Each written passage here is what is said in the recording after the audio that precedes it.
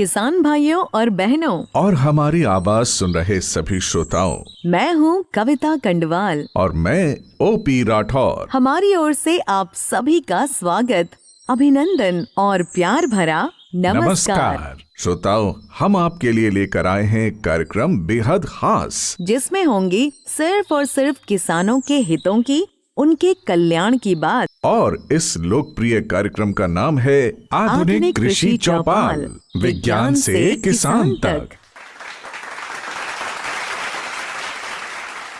श्रोताओं, हम यह कार्यक्रम आप तक पहुंचा रहे हैं भारत सरकार के कृषि एवं किसान कल्याण मंत्रालय के सौजन्य से और आकाशवाणी दिल्ली के प्रयास से। श्रोताओं, आज की चौपाल में हम चर्चा करने वाले हैं तिलहनी फसलों यानी ऑयल सीड्स की। ये वो फसलें हैं जिनके बीजों से निकले तेल को हम मुख्य रूप से भोजन पकाने के लिए इस्तेमाल करते हैं। यानी इन फसलों से हमें मिलता है खाद्य तेल, एडिबल ऑयल्स।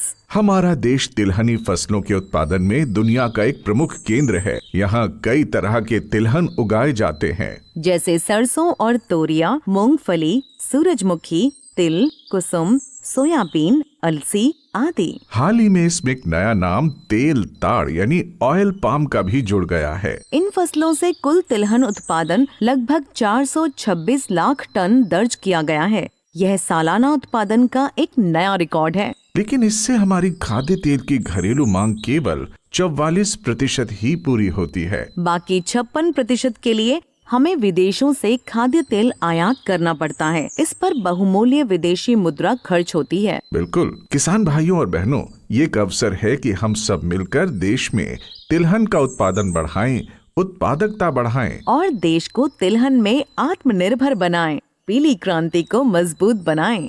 भारत सरकार द्वारा एक राष्ट्रीय तकनीकी मिशन के माध्यम से देश भर में तिलहन का उत्पादन बढ़ाने के लिए जोरदार प्रयास किए जा रहे हैं। किसानों को इसके लिए तकनीकी सहायता, वैज्ञानिक सलाह, उन्नत बीज और अन्य जरूरी सुविधाएं उपलब्ध कराई जा रही हैं। हाँ, तो श्रोताओं, अब हम चौपाल चर्चा में आगे बढ़ते हैं और जानते हैं उन उपायों के बारे में जिन्हें अपनाकर किसान भाई तिलहन का उत्पादन और अपनी आमदनी बढ़ा सकते हैं और देश के विकास में अपना योगदान भी दे सकते हैं। वैज्ञानिक विधियों से तिलहनों का उत्पादन बढ़ाने के उपायों की जानकारी देने के लिए हमारे साथ जुड़ रहे हैं प्रतिष्ठित और अनुभवी तिलहन वैज्ञानिक। हम टीम आधुनिक कृषि चौपाल की ओर से सभी वैज्ञानिकों का हार्दिक स्वागत और अभिनंदन करते हैं। हमारे साथ प्रगतिशील किसान भी जुड़ रहे हैं जो अपनी शंकाओं से, सवालों से चर्चा को आगे बढ़ाएंगे और इसे अधिक उपयोगी बनाने में मदद करेंगे। सभी किसानों का हम तहे दिल से स्वागत करते हैं। किसान भाइयों और बहनों, तिलहनों में हम आज बात करेंगे सरसों की, जो देश की सबसे प्रमुख तिलहनी फसल है। सरसों की खेती और इससे जुड़े तमाम पहलुओं पर वैज्ञानिक अनुसंधान करने के लिए राजस्थान के भरतपुर में भारतीय कृषि अनुसंधान परिषद ICAR का एक अनुसंधान संस्थान काम कर रहा है और इसका नाम है भारतीय सरसों अनुसंधान संस्थान। श्रोताओ, इस संस्थान के महत्वपूर्ण कार्यों और किसानों के साथ इसकी सहभागिता की जानकारी देने के लिए हमारे साथ जुड़ रहे हैं संस्थान के निदेशक डॉक्टर विजय वीर सिंह जी। भरतपुर की सीमाएं हैं कि आपके हरियाणा राज्य से भी लगी हुई हैं, आपके मध्य प्रदेश से भी लगी हुई हैं और उत्तर प्रदेश से लगी हुई हैं। ये अगर अपन चारों राज्यों को मिला दें तो पूरे देश के जो उत्पादन का है करीब 75% उत्पादन इन्हीं चारों राज्यों से आ जाता है। उसके बाद में इसके काम को देखते हुए हमारी जो भारतीय कृषि अनुसंधान परिषद है उसने 2009 में इसको सरसों अनुसंधान निदेशालय का दर्जा दिया और इसकी उपलब्धियों को देखते हुए पिछले साल यानी कि 2024 में इसको भारतीय सरसों अनुसंधान संस्थान के रूप में दर्जा दिया गया। इस संस्थान में हमारे पास में 4 इकाई हैं। एक आपके फसल सुधार इकाई है जिसका कि जो प्रमुख उद्देश्य होता है कि आपके जो नई नई किस्में हैं उनका विकास करना और आपके जो जैविक और अजैविक कारक हैं जैसे आपकी बीमारियां हैं या आपके सूखा है या आपका तापमान है उसके प्रति सहनशील किस्मों का विकास। और दूसरी हमारी जो महत्वपूर्ण इकाई है वो है फसल उत्पादन। तो सरसों की जो उत्पादन पद्धतियां हैं जिससे कि बीज आपके पास में आ गया लेकिन उससे आप कैसे उत्पादन ले सकते हैं उसके बारे में उनको वो विकास करता है। और तीसरी जो महत्वपूर्ण इकाई है वो है आपके फसल संरक्षण इकाई। तो इसका जो प्रमुख उद्देश्य है, जो आपकी बीमारियां हैं या कीट हैं, कैसे उनको कंट्रोल कर सकते हैं, तो ये सारी चीजें इसमें आती हैं। किसी भी फसल के बेहतर उत्पादन की कुंजी होती है उन्नत किस्में। जो अधिक पैदावार देती हैं, उनकी प्रति हेक्टेयर उत्पादकता अधिक होती है। बिल्कुल, सरसों की उन्नत किस्मों के बारे में बता रहे हैं इसी संस्थान की फसल सुधार इकाई के प्रधान वैज्ञानिक डॉक्टर हरि सिंह मीणा जी। सिंचित क्षेत्रों में समय से बुवाई के लिए अगर हम किस्मों की बात करें तो BPM 1825, Giriraj, PM 37, RH 1975, RH 749। अगर संकर किस्मों में हम सिंचित क्षेत्रों में अधिक उत्पादन वाली किस्मों की बात करें तो RHH 2101, PHR 126, NRCHB 506। बारानी असिंचित क्षेत्रों में हम किसानों के लिए उचित वैरायटियों की बात करें तो उसमें है हमारे यहाँ से DRMR 116540, RH 725, RH 1424 और कई अन्य किस्में हैं, DRMR 15035। ये किस्में हैं। अगर किसानों की परिस्थिति ऐसी हो जाती है कि हमें देर से बुवाई करनी पड़े तो देर से बुवाई के लिए किस्में हैं BPM 11, Radhika, NRCHB 101, Brajraj, PM 26, RGN 145। इन किस्मों को किसान भाई लगा सकते। अगर गुणवत्ता युक्त किसानों को वैरायटी लगानी है तो उसके लिए BPM Q 47, BPM Q 172 और PM सीरीज की 31, 32, 33, 34 और PDZM 35 और 36 किस्में हैं। इसी तरीका से लुधियाना से एक हाइब्रिड डेवलप हुआ है RCH1। इन किस्मों को लगाया जा सकता है। अगर किसान भाइयों को अगेती फसल लगानी है तो अगेती के लिए PM 25, PM 27, PM 28 इन किस्मों का चुनाव करके किसान अच्छी उत्पादन ले सकते हैं। अगर किसान भाइयों के यहाँ क्षारीय या लवणीय भूमि की समस्याएं हैं तो उन किसानों के लिए CS सीरीज की जो वैरायटियां आती है, CS 58, CS 60, 62 किसान ले सकते हैं। डॉक्टर विजयवीर सिंह जी, उन्नत किस्मों के संदर्भ में हमारे एक किसान भाई का सवाल है। मैं ये जानना चाहता हूँ कि सरसों क्या हाइब्रिड वैरायटी भी होती है? बिल्कुल, सरसों में संकर किस्मों का भी विकास हो रहा है। और इस बारे में आपको बताऊं कि हमारे संस्थान ने सबसे पहले 2008 में भारतीय सरसों की पहली संकर किस्म विकसित की थी। और वो देश की नहीं, पूरे विश्व की पहली थी। NRCHB 506 और एक DMH 1 आई थी। आज की स्थिति यह है कि करीब 10 हाइब्रिड हमने सरसों में जो संकर किस्म की बात कर रहे हो वो विकसित किए हैं। तो इसमें एक जो हमारा सिस्टम है मोरी सिस्टम और एक ओगुरा सिस्टम है, तो उसके माध्यम से प्रयास निरंतर जारी है। और ये जो किस्में हैं ये आपको करीब 28 से 29 क्विंटल प्रति हेक्टेयर की उत्पादन दे देते हैं। जब हम उन्नत किस्मों की बात करते हैं तो एक सवाल ये भी उठता है कि इन किस्मों के बीज किसानों तक कैसे पहुंचे और क्या किसान भाई इनके बीज अपने खेतों में भी तैयार कर सकते हैं? ये अहम जानकारी दे रहे हैं सरसों संस्थान की एक फसल सुधार इकाई के प्रधान वैज्ञानिक डॉक्टर भगीरथ राम। बीज की बहुत बड़ी भूमिका है और इस बीज उत्पादन प्रोग्राम जो है कई एजेंसी राजस्थान सरकार की कर रही है और हमारा संस्थान भी कर रहा है। इसके अलावा किसान भाई खुद भी अपना बीज तैयार करके खुद के खेत पे काम में ले सकते हैं और दूसरे किसान भाइयों को दे सकते हैं। इस कड़ी में आपको सबसे पहले ज्ञान होना चाहिए, जहाँ से आपने बीज लिया सरकारी एजेंसी से, बीज का स्रोत मालूम होना चाहिए। स्रोत, फिर उसकी भौतिक शुद्धता, फिर उसके अलावा वंशावली, फिर उसके बाद में आपको खेत का चुनाव करना है।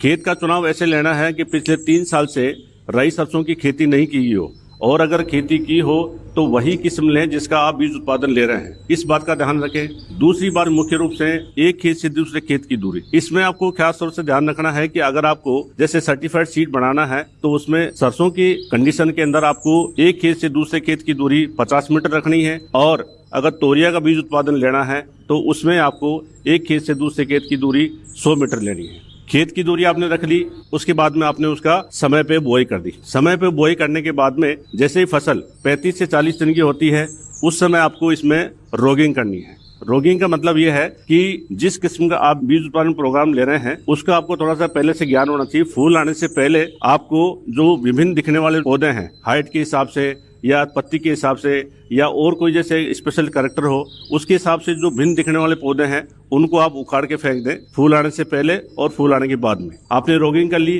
रोगिंग करने के बाद में आपको इसमें निरीक्षण करवाना है। निरीक्षण जहां से आपने बीज उत्पादन प्रोग्राम लिया है, फिर आपको निरीक्षण करवाना है वैज्ञानिकों की टीम से या सरकारी एजेंसी की टीम से। निरीक्षण करने के बाद में वो आपको सजेस्ट करेंगे कि आपका बीज उत्पादन प्रोग्राम जो है वो योग्य है या नहीं है। फिर उसके बाद में आपको क्या करना है, आपको उसकी कटाई के दौरान खास तौर से आपको ध्यान रखना है कि खेत के चारों तरफ जो है आइसोलेशन डिस्टेंस आपने रख लिया, उसके अलावा आपको 1 मीटर के चारों तरफ से काट के उसको अलग से रख दें, नॉन एक्सपेरिमेंटल एरिया, और जो बीज का भाग है वो बीज में काम लेना है। आपने कटाई कर ली, फिर उसके बाद में आपको उसकी मड़ाई करनी है। मड़ाई में खास तौर से जो थ्रेसर है वो काम लेते हैं, सबसे पहले उसको साफ कर ले। साफ करने का ये तरीका है कि अगर उसमें 10 दाने भी अगर रह जाते हैं तो उसमें कहीं ना कहीं वैसे कंटामिनेशन होने के और फिजिकल इम्प्योरिटी होने के पूरे चांसेस हैं, तो इस बात को ध्यान रखना है। फिर उसके बाद में आपको बोराबंदी करनी है। तो जो भी आप बोराबंदी करें उससे पहले जो सीड लिया है उसको आप सुखा लें 7 से 8 दिन। सुखाने का मतलब ये है जो मॉइस्चर कंटेंट है वो करीब 8 से 10% तक आ जाना चाहिए।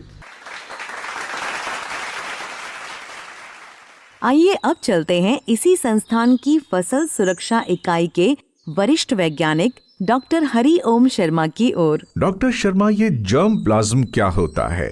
फसल उत्पादन में इसकी क्या भूमिका है? यदि हम विज्ञान की भाषा में कहें तो किसी भी प्रजाति की कुल आनुवंशिक जो विविधता है उसे उस प्रजाति का जर्म प्लाज्म कहा जाता है। इसमें उस प्रजाति के खेती किए जाने वाली प्रजातियां एवं जंगली प्रजातियां दोनों सम्मिलित होती हैं। यदि हम पौधों के जर्म प्लाज्म संरक्षण की बात करें तो राष्ट्रीय स्तर पर दिल्ली में राष्ट्रीय जीन बैंक है, national bureau of plant genetic resources, वहां पर राई सरसों के 12,474 जर्म प्लाज्म संग्रहित हैं और उनका वहां पे संरक्षण किया जाता है। यदि हम हमारे संस्थान की बात करें, भारतीय सरसों अनुसंधान संस्थान, हमारा संस्थान राई सरसों के जनन द्रव्यों के संरक्षण एवं उनकी सूचना के लिए एक राष्ट्रीय निधि की तरह कार्य करता है, जहां पर राई सरसों के 3021 जर्म प्लाज्म संग्रहित हैं एवं उनका मध्यम अवधि जीन बैंक है हमारे पास, उसके अंदर संरक्षण किया जाता है। प्रजाति वाइज इनका वितरण की बात करें तो इस जर्म प्लाज्म में से करीब 2346 जो जर्म प्लाज्म हैं वो भारतीय सरसों के हैं, 255 जर्म प्लाज्म कलेक्शन है वो तोरिया के हैं, 190 जर्म प्लाज्म कलेक्शन है वो पीली सरसों के हैं, 12 जर्म प्लाज्म ब्राउन सरसों के हैं। इसके अतिरिक्त गोभी सरसों के 131 जर्म प्लाज्म है, तारा मीरा के 49 जर्म प्लाज्म है, करण राय उसके हमारे पास 21 जर्म प्लाज्म है। इसके अतिरिक्त हमारे पास जंगली प्रजातियां भी हैं जिनके हमारे पास 19 जर्म प्लाज्म है। यदि हम इसके अतिरिक्त विदेशी जर्म प्लाज्म की बात करें तो हमारे पास विदेशी का भी जर्म प्लाज्म है, वह हमारे पास 328 जर्म प्लाज्म है जिनका हम संरक्षण करते हैं।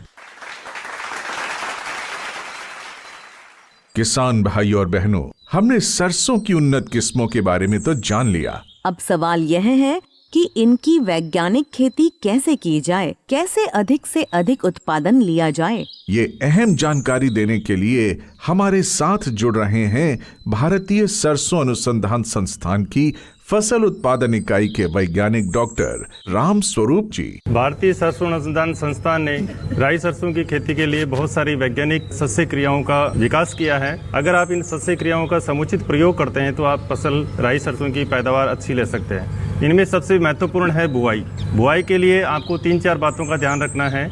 जुताई के लिए वैज्ञानिक अनुशंसा है कि सरसों की फसल में 3 से 4 जुताई करें आप, और अगर संरक्षित खेती कर रहे हैं तो आपको शून्य जुताई करनी है, यानी उसमें कोई जुताई नहीं करनी है। 3 से 4 जुताई करने के बाद बात आती है बीज की। बीज की मात्रा आप जितनी हम अनुशंसा करते हैं उतनी ही प्रयोग करें, क्योंकि घना बीज कीट और बीमारियों का ज्यादा प्रकोप होगा। हमारी अनुशंसा है कि आप 3 से 4 किलोग्राम प्रति हेक्टेयर प्रयोग करें, इससे आपकी पौधों की जनसंख्या है वो समानांतर रहेगी। इसके अलावा बुआई का समय बहुत ही महत्वपूर्ण है कि जब दिन का अधिकतम तापमान 32 डिग्री सेंटीग्रेड से कम हो तभी राई सरसों की बुआई करें। इससे आपके पौधे मरेंगे नहीं और दोबारा आपको फसल बोने की जरूरत नहीं पड़ेगी। तीसरी बात है कि बुआई कैसे करें, तो इसके लिए आप लाइन से लाइन में बुआई करें, क्योंकि बहुत सारे किसान अभी भी छिटकुआ विधि से बुआई करते हैं, जिससे पौधे घने हो जाते हैं और कहीं पौधे उगते नहीं, कहीं ज्यादा हो जाते हैं, उससे नुकसान होता है। लाइन से लाइन में बुआई करने के लिए पंक्ति से पंक्ति की दूरी 1.5 फुट रखें, पौधे से पौधे की दूरी आप 15 से 20 सेंटीमीटर रखें। इस तरह से आप बुआई करें और इससे आपकी अच्छी फसल होगी, अच्छी पैदावार होगी, पौधों में बढ़वार अच्छी होगी और आपको अच्छी पैदावार मिलेगी। इसके अलावा बात करते हैं हम जीवाणु खाद से बीज का उपचार करना या कवकनाशी या कीटनाशी है उनसे बीज का उपचार करना, ये भी बहुत महत्वपूर्ण है। और आप जो बैलेंस्ड फर्टिलाइजेशन है यानी जो सम्मिलित पोषक तत्व प्रबंधन है उसका प्रयोग करें। और सिंचाई भी राई सरसों में बहुत ही महत्वपूर्ण है, लेकिन सिंचाई परिस्थिति के अनुसार अलग अलग होती है। यदि आपकी मिट्टी बलुई या रेतीली है तो आपको 3 से 4 सिंचाई करनी पड़ेगी, यदि भारी मिट्टी है तो आपको 2 सिंचाई करनी पड़ेगी। आपसे हमारे एक किसान का सवाल है। मैं ये जानना चाहता हूँ कि सरसों की फसल में एक परजीवी खरपतवार ओरेवेंकी, जिसको स्थानीय भाषा में गुड़िया के नाम से हमारे किसान पहचानते हैं, वो एक महामारी का रूप लेता जा रहा है, उसका प्रभावी नियंत्रण का उपाय बताएं। ये सरसों में बहुत ही तेजी से फैल रहा है क्योंकि इसका जो बीज उत्पादन की क्षमता है वो बहुत ज्यादा है। 1.5 लाख से 5 लाख बीज पर पौधा इससे बनते हैं, जो बहुत तेजी से फैलते हैं और बहुत नुकसान पहुंचाते हैं क्योंकि संपूर्ण परजीवी है। हमारा संस्थान इस परजीवी को रोकने के लिए 2 तरह से काम कर रहा है। पहला, खरपतवारनाशी की खोज कर रहा है और दूसरा ऐसा वैरायटी बनाने की ओर अग्रसर है जिसमें आप खरपतवारनाशी का अगर स्प्रे करेंगे तो फसल नहीं मरेगी लेकिन आपका ओरोबेंकी मर जाएगा। तो इन दोनों तरह से काम कर रहा है। खरपतवारनाशी के लिए हमने खरपतवारनाशी खोज लिया है और उसकी जलवायु के अनुसार परीक्षण चल रहा है। अभी अलग अलग जगह उसका परीक्षण हम कर रहे हैं, तो आने वाले 1-2 साल में हमारा ये प्रयोग पूरा हो जाएगा तो इसके परिणाम भी आएंगे और ये खरपतवारनाशी किसान भाइयों को उपलब्ध हो पाएगा।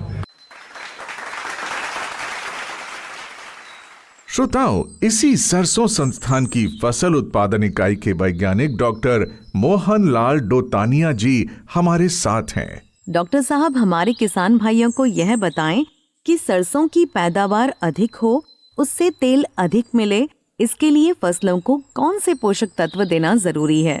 एक अच्छी फसल लेने के लिए आपको 17 पोषक तत्वों की जरूरत होती है और अगर हम बात करें राई सरसों की तो हमें 6 मुख्य पोषक तत्वों की जरूरत पड़ती है। नत्रजन हो गया, फास्फोरस, पोटास, सल्फर और जिंक और बोरोन की जरूरत पड़ती है। सामान्यतः हम मृदा परीक्षण की जो रिपोर्ट आती है उसके आधार पे हमको ये पोषक तत्व देने हैं, लेकिन फिर भी अगर हम देखें तो आपको नत्रजन देनी है 80 किलो से 125 किलो, फास्फोरस की बात करें तो 30 से 40 किलो, पोटास की बात करें तो 20 से 40 किलो और अगर सल्फर की मात्रा देखें तो आपको 30 से 40 किलो प्रति हेक्टेयर सिंचित क्षेत्र के लिए देनी है। और अगर असिंचित क्षेत्र है, बारानी क्षेत्र है, तो ये मात्रा आपको आधी कर लेनी है। जिन क्षेत्रों में जिंक और बोरोन की कमी देखी गई है तो उनके लिए आपको 5 किलो जिंक और 1 किलो बोरोन देने की अनुशंसा करते हैं हम। अब ये मात्रा डालनी कब है? ये बुआई से पहले ये मात्रा डालनी है। आधी मात्रा तो नत्रजन की और पूरी मात्रा जो और फर्टिलाइजर जो बचे हैं उनकी मात्रा डालनी है, उसके बाद में आप बुआई करनी है। फसल की पैदावार अच्छी हो, इसके लिए जरूरी है कि रोगों और कीड़ों से फसल को नुकसान कम से कम हो। सरसों की फसल में कीड़ों और रोगों के प्रबंधन के वैज्ञानिक उपाय बता रहे हैं सरसों संस्थान की खाद्य संरक्षण इकाई के प्रधान वैज्ञानिक डॉक्टर प्रभु दयाल मीणा जी। जलवायु परिवर्तन के इस दौर में पौध अवस्था से लेके और पकने की अवस्था तक अलग अलग समय पर अलग अलग कीट और बीमारियों का प्रकोप फसल पर रहता है। शुरुआती अवस्था में अंकुरण के समय जो बीमारी आती है वो है मृदुरोमिल आस्था और साथ में ही जो दूसरा कीट है वो है चितकबरा कीट। इन दोनों का 15-20 दिन पे फसल पर अटैक होता है और देश के कई क्षेत्रों में मृदुरोमिल आस्था का ज्यादा प्रकोप रहता है और जहां वातावरण गर्म और नम रहता है वहां चितकबरा कीट का प्रकोप ज्यादा रहता है। इनके प्रबंधन के लिए मृदुरोमिल आस्था से बचने के लिए मेटालेक्जिल 6 ग्राम प्रति किलो बीज के हिसाब से बीज उपचार करें और साथ में ही इमिडाक्लोरपिड का 6 ग्राम प्रति किलो बीज से उपचार करने से चितकबरा कीट का भी प्रबंधन होगा। इसके बाद की जो पत्ती अवस्था आती है उसमें सफेद रोली रोग और काला धब्बा रोग आने की संभावना रहती है। पहले 35-40 दिन की अवस्था जब फसल की होती है तो आपका सफेद रोली रोग आएगा और जब आपका 45 से 55 दिन की अवस्था होती है तब आपका काला धब्बा रोग आएगा। इन दोनों की रोकथाम के लिए को 40 दिन की अवस्था पर इसके लिए रोवरोल एक दवा है, उसका 2.5 ग्राम प्रति लीटर घोल बना के छिड़काव करें, जिनसे इन दोनों ही बीमारियों का प्रबंधन हो सकेगा। जब पुष्पन अवस्था आती है तो उस समय आपके तनागलन रोग का प्रकोप बढ़ जाता है और चेपा आने की संभावना रहती है। तो तनागलन रोग के प्रबंधन के लिए वहां आपको बीज उपचार कार्बेंडाजिम से करना चाहिए। 2 ग्राम प्रति किलो के हिसाब से बीज उपचार करें। और चेपा अगर आ जाता है तो चेपा का एक आर्थिक अवस्था होती है कि आपके जब बीच वाला तना है उसमें से 25 से 30 चेपा आपके पौधे पर दिखाई दें, तो शुरुआती अवस्था में किसान खेत के चारों ओर देखें तो चारों ओर ये सबसे पहले इसका प्रकोप होता है चेपा का, तो उन तनों को तोड़ के आप नष्ट कर दें, चेपा फैलने से रुकेगा। अगर फिर भी उसका प्रकोप बढ़ गया खेत में, क्योंकि देर से बुआई करने पर चेपा की ज्यादा आने की संभावना रहती है, उस अवस्था में आपको दवा का इस्तेमाल करना चाहिए। उसमें थायोमेथाक्सोम है, उस दवा का आप 3 ग्राम 1 टंकी में मिला के उसका स्प्रे करें और चेपा को नष्ट कर सकते हैं। श्रोताओ, हम सब जानते हैं कि आजकल कृषि में जैव प्रौद्योगिकी यानी बायोटेक्नोलॉजी की भूमिका और महत्व बढ़ता जा रहा है। हाँ, खास तौर से मनचाहे गुणों वाली नई किस्मों के विषय में इनकी अहम भूमिका है। सरसों में जैव प्रौद्योगिकी के योगदान के बारे में जानकारी दे रहे हैं सरसों संस्थान की जैव प्रौद्योगिकी इकाई के वरिष्ठ वैज्ञानिक डॉक्टर प्रशांत यादव। जैव प्रौद्योगिकी विज्ञान की वह नवीन विधा है जिसमें हम किसी जीव या जैविक प्रक्रिया का आणविक स्तर पर अध्ययन करते हैं और इससे प्राप्त ज्ञान का मानव हित में प्रयोग करते हैं। राई सरसों में जैव प्रौद्योगिकी का प्रयोग हम लोग मुख्यतः उन गुणों के विकास के लिए करते हैं जिनका विकास परंपरागत पादप प्रजनन तकनीक द्वारा करना कठिन होता है, जैसे कि सरसों में लगने वाली बीमारी तना गलन के लिए प्रतिरोधक किस्मों का विकास करना या सरसों में लगने वाली परजीवी खरपतवार ओरोबैंकी के लिए प्रतिरोधक किस्मों का विकास करना। इसके साथ ही जैव प्रौद्योगिकी की एक विधा तकनीक है जिसे हम मार्कर असिस्टेड सिलेक्शन कहते हैं। इसके द्वारा भी हम कम समय में अधिक गुणवत्ता युक्त फसलों का विकास कर सकते हैं। हाल ही में हमारे संस्थान द्वारा 2 उन्नत किस्मों का विकास किया गया है, BPM Q47 और BPM Q172। ये दोनों ही किस्में बीमारियों के लिए प्रतिरोधक होने के साथ साथ अधिक गुणवत्ता युक्त किस्में हैं। इसके अलावा जैव प्रौद्योगिकी नवीनतम तकनीकों का प्रयोग करने में हमारा संस्थान भी देश के अग्रणी संस्थानों में से एक है, जिनमें हम जीन रेटिंग या स्पीड ब्रीडिंग जैसी तकनीकों का प्रयोग करके किस्मों का विकास कर रहे हैं। अभी हम जीन रेटिंग द्वारा ओरोबैंकी के लिए प्रतिरोधक किस्मों के विकास के साथ साथ ऐसी किस्मों का भी विकास कर रहे हैं जो कम समय में पकें और अधिक पैदा दें। और इसके अलावा हम स्पीड ब्रीडिंग में ऐसा करते हैं कि कृत्रिम वातावरण में एक ही वर्ष में सरसों की 4 से 5 फसल लेते हैं, जिससे प्रजातियों का विकास काफी तेजी से हो सकता है। किसान भाइयों और बहनों, अब तक हमने चर्चा की वैज्ञानिक विधियों की, तकनीकों की, और अब हम ये जानना चाहेंगे कि भारतीय सरसों अनुसंधान संस्थान द्वारा इन तकनीकों को जल्दी से जल्दी किसानों तक पहुंचाने के लिए क्या कुछ किया जाता है, क्या प्रयास किए जाते हैं। यह उपयोगी जानकारी दे रहे हैं इसी संस्थान की कृषि प्रसार इकाई के प्रधान वैज्ञानिक डॉक्टर अशोक कुमार शर्मा जी। जब भी कोई किस्म का या तकनीक का जब विकास होता है तो सबसे पहले हम सीधे किसानों के पास में नहीं लेके जाते हैं। उसका हम क्या करते हैं कि किसानों के खेतों पर पहले मूल्यांकन करते हैं और उसके लिए हमारे देश भर में एक बहुत बड़ा कार्यक्रम चल रहा है, प्रथम पंक्ति प्रदर्शन। तो उसके माध्यम से क्या है, जब भी कोई किस्म या तकनीक आती है तो हम किसानों के खेतों पर उसका मूल्यांकन करने के लिए उसका प्रदर्शन लगाते हैं, ताकि किसान स्वयं देख सके कि हमने जो किस्म या तकनीक का विकास किया, जो अनुशंसा करने जा रहे हैं, उसका वास्तव में कोई अधिक उपज में फायदा है या कोई रोग कीट के प्रबंधन में फायदा है या कोई अन्य उसको फायदा मिल रहा है कि नहीं मिल रहा है। साथ के साथ जैसे बहुत सारे किसान हैं जो समय के साथ साथ अगर हमसे कोई संपर्क करते हैं तो व्यक्तिगत रूप से भी, जैसे हमारे यहाँ एक विजिटर एडवाइजरी सर्विस चलती है, तो व्यक्तिगत रूप से भी किसान हमारे यहाँ पे या जो हमारे एक्रिप के केंद्र है वहाँ पर आते हैं, तो वैज्ञानिकों से चर्चा करते हैं, तो उनका हम समाधान करते हैं। इसी क्रम में ये भी जान लेते हैं कि किसानों तक उपयोगी जानकारियां पहुंचाने के लिए सरसों संस्थान द्वारा कौन कौन से डिजिटल माध्यमों का उपयोग किया जाता है जो आज के समय में जरूरी भी हैं। बता रहे हैं संस्थान के कंप्यूटर अनुप्रयोग इकाई के प्रधान वैज्ञानिक डॉक्टर विनोद कुमार। किसान भाइयों, भारतीय सरसों अनुसंधान संस्थान किसानों को सटीक इंफॉर्मेशन सही समय पर उपलब्ध कराने के लिए कई कार्यक्रम चला रहा है। तो इसके तहत संस्थान का एक बहुचर्चित कार्यक्रम है डिजिटल रीच। उसके तहत हम वेबसाइट के माध्यम से, मोबाइल एप्लीकेशन के माध्यम से और जो सोशल मीडिया के टूल्स हैं, फेसबुक है, इंस्टाग्राम है, यूट्यूब है और हमारा जो व्हाट्सएप है, तो इस सभी के माध्यम से हम किसानों को सरसों की नवीनतम जानकारी उपलब्ध करा रहे हैं। इसके साथ ही साथ संस्थान जो है इन टूलों के अतिरिक्त जो रेडियो और टेलीविजन है उसका भी हम उपयोग कर रहे हैं।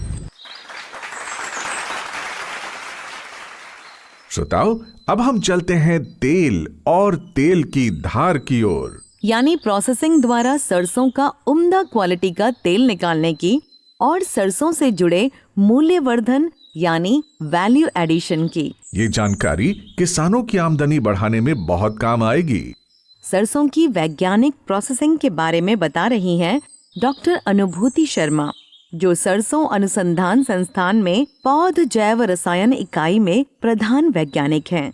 तेल की गुणवत्ता बहुत जरूरी है हम सब लोगों को जानने के लिए। तो सरसों का तेल एक बहुत ही उत्कृष्ट तेल है जिससे हमें 8 से 9 किलो कैलोरी प्रति ग्राम ऊर्जा मिलती है हर दिन में। दूसरी चीज जो सबसे जरूरी है कि किसी भी तेल की गुणवत्ता उसके वसीय अम्लों पर निर्धारित होती है। सरसों का तेल है उसके जो वसीय अम्ल है वो बहुत ज्यादा अच्छे हैं। इसको हम 2 तरीके की श्रेणी में रख सकते हैं, एक है संतृप्त और एक है असंतृप्त। तो संतृप्त वसा किसी भी तेल की गुणवत्ता तभी मापी जाती है जब उसके संतृप्त वसीय अम्ल कम मात्रा में पाए जाएं। सरसों के तेल में संतृप्त वसीय अम्ल 7 से 10% तक पाए जाते हैं, जो कि बहुत जरूरी होते हैं। इसके अलावा जो दूसरा श्रेणी है वो है असंतृप्त वसा। असंतृप्त वसा बहुत ही जरूरी गुण है किसी भी तेल का और ये बहुत ज्यादा मात्रा में पाया जाना चाहिए। तो जब हम सरसों के तेल की बात करते हैं तो सरसों के तेल के अंदर असंतृप्त वसा करीब 80 से 85% तक होती है। और असंतृप्त वसा को भी हम 2 भागों में बांट सकते हैं, जिसको हम कहते हैं एकल असंतृप्त वसा और दूसरा बहु असंतृप्त वसा। तो जब हम इस सरसों के तेल की बात करते हैं तो सरसों के तेल के अंदर एकल असंतृप्त वसा जो होता है वो 60 से 70% तक पाया जाता है, जबकि असंतृप्त वसीय अम्ल ये करीब 20 से 25% तक पाया जाता है। और जो प्रतिशत इसके अंदर पाई जा रही है वो पूरी तरह से संतुलित है, जो एक शरीर को चाहिए होती है, शारीरिक वृद्धि के लिए चाहिए होती है। जी डॉक्टर अनुभूति, इसी से जुड़ा हमारे एक किसान भाई का सवाल भी है।